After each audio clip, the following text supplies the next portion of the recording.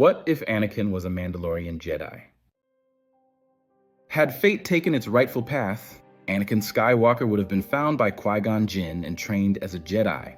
However, in this alternate timeline, the Jedi arrive on Tatooine years after the Mandalorians have already claimed Anakin as a foundling, raising him according to their creed.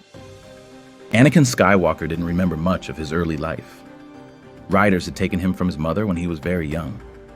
He was being moved on a separatist slave transport deep in the Outer Rim when everything changed. A Mandalorian strike team attacked the convoy. The raid was fast and brutal. Explosions shook the ship. Blaster fire run through the halls. In the middle of the chaos, a Mandalorian warrior named Talon Varad found the boy. Talon noticed something strange. When a falling crate came crashing down, the boy didn't flinch. He raised his hands, and the crate stopped in midair. The Mandalorians didn't believe in the Force, not really, but they respected strength. Talon made a quick choice. He took the boy with him as a foundling. Back on Concordia, the moon of Mandalore, Talon taught the boy how to fight, how to survive, how to wear armor. They gave him a name, Anakin of Clan Varad, and they raised him as one of their own. By the time he was 10, Anakin could shoot better than most adults. He trained with blades, learned the code of the Mandalorians, and wore their armor. Then, everything changed again. One day, Jedi Master Plo Koon arrived on Concordia. He had followed rumors of a Force sensitive amongst the Mandalorians. He watched Anakin fight in a training match, 3-on-1, against older warriors. Anakin disarmed all three in less than a minute. He didn't use the Force openly, but Plo Koon could feel it. Strong, raw, and dangerous. The Jedi Council wanted to bring the boy to Coruscant, but the Mandalorians refused to give him up. After long talks and heated arguments, a deal was made. Anakin would train at the Jedi Temple, but he would keep his Mandalorian armor and ways. He would be both Jedi and Mandalorian. Anakin accepted without hesitation. He didn't want to choose. He wanted to be more. So he left Concordia with Master Plo Koon, helmet under his arm and a blade at his side. Anakin arrived at the Jedi Temple on Coruscant just before his 11th birthday. The temple was nothing like Concordia. There were no blasters, no roaring jetpacks, no sparring in the dust. The Jedi lived by rules about peace, control, and emotion. Anakin didn't fit in. He wore his Mandalorian armor to his first lesson. The younglings stared. The masters frowned. Some whispered that he should not be here. He heard them. He remembered every face. Still, Anakin trained. He learned to move with the Force, to listen instead of strike. He was powerful, too powerful. He picked up skills faster than anyone else, but he didn't let go of his Mandalorian ways. He trained with Jedi lightsabers in the morning and sparred with Mandalorian blades in the evenings. He meditated, but he also tinkered with gear, building wrist-mounted launchers and repulsor boosts into his gauntlets. The other Padawans were confused by him. Some were afraid, but one stood by him, Obi-Wan Kenobi, now a young Jedi Knight. The council gave Obi-Wan the task of mentoring Anakin. It wasn't easy. Obi-Wan followed the Jedi code. Anakin followed 2 codes. They argued often. The Jedi let go of attachment, Obi-Wan told him one day. The Mandalorians protect those they love, Anakin said. We fight for them. Still, Obi-Wan grew to care for him. He saw something in Anakin. Something great and something dangerous. The council was worried too. But Master Yoda said, strong in him, the Force is. But stronger still, the pull of choice. Years passed. Anakin became a Jedi Knight at only 17. He was a legend among the younglings, the Mandalorian Jedi. He fought with a custom lightsaber pike, long and powerful, paired with a hidden vibroblade in his gauntlet. His battle style was fast, fearless, and wild. He served the Republic, but he stayed loyal to Mandalore. He visited Concordia often, fighting alongside his clan when needed. To some Jedi, this was dangerous. The galaxy was already tense when the Clone Wars finally broke out. Systems were leaving the Republic. The Separatists, led by Count Dooku, were building an army of battle droids. War was no longer a question. It was a matter of time. When the fighting started, Anakin was one of the first Jedi to be sent into the field. But unlike most Jedi, he didn't lead alone. He brought a squad of Mandalorians with him, warriors from Clan Varad, Clan Ren, and others who still remember the old ways.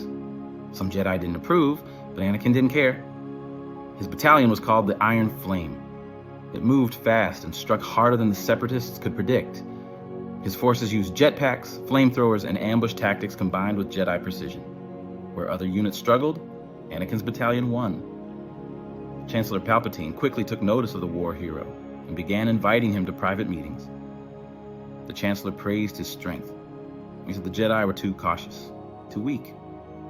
Anakin didn't trust politicians, but Palpatine knew what to say. The Republic needs warriors, Anakin, not monks. Meanwhile, across the galaxy, the Mandalorians were splitting apart again. Some clans joined the Republic. Others followed Darth Maul, who had returned and taken control of Mandalore's underworld. Bo-Katan cries led a resistance, and she reached out to Anakin. She didn't trust Jedi, but she trusted him. "You're one of us," she said. "Help me take Mandalore back." Anakin wanted to go, but the council denied him. They said it was not the Jedi's place. Anakin went anyway. He led a strike force with Bo-Katan and his Mandalorian allies.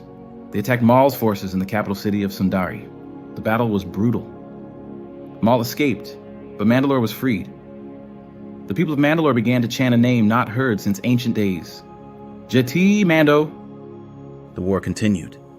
Systems fell. Worlds burned. Anakin kept winning battles, but he was changing too. He no longer believed in the Jedi Council. They talked in riddles. They asked for trust, but gave little in return. They warned him about emotions, but they never showed him how to live with them. And now, there was something else. Padme Amidala was pregnant. She had been a secret for years, his wife, the one person he truly opened his heart to. Mandalorians accepted love and family, but the Jedi did not. So he hid it, but hiding only made the weight heavier. Palpatine noticed. He watched Anakin closely, like a hunter watching a beast it planned to tame. In private talks, he fed Anakin flattery and secrets. He spoke of the Force in ways the Jedi never did. "The dark side is not evil," he said one night. "It is power, pure and sharp. The Jedi fear it, but you could master it." Anakin didn't agree, but he didn't walk away either. Then came the final blow. Palpatine made his move. He revealed his true identity as Darth Sidious to Anakin. He offered Anakin power and knowledge. Anakin froze, but he didn't fall. He told the council. He told everyone. He caused chaos. The Jedi moved quickly to arrest the Chancellor, but Sidious was ready. In the Senate chamber, he fought the Jedi with his mastery of the dark side. Anakin arrived mid-duel. He joined the fight, not on the side of Jedi or Sith, but for the people he loved. It was brutal. Sidious was powerful. He killed 2 masters. He almost killed Windu. But Anakin, burning with the Force and focused like Beskar, drove his saber through Sidious' chest. The Sith Lord fell. With Sidious dead, the Clone Wars came to an abrupt end. Anakin Skywalker had saved the Republic, but not by following the Jedi Code. Some called him a hero. Others whispered the word traitor. The Council tried to carry on, but trust was shattered.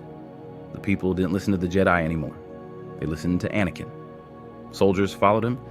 Mandalorians respected him.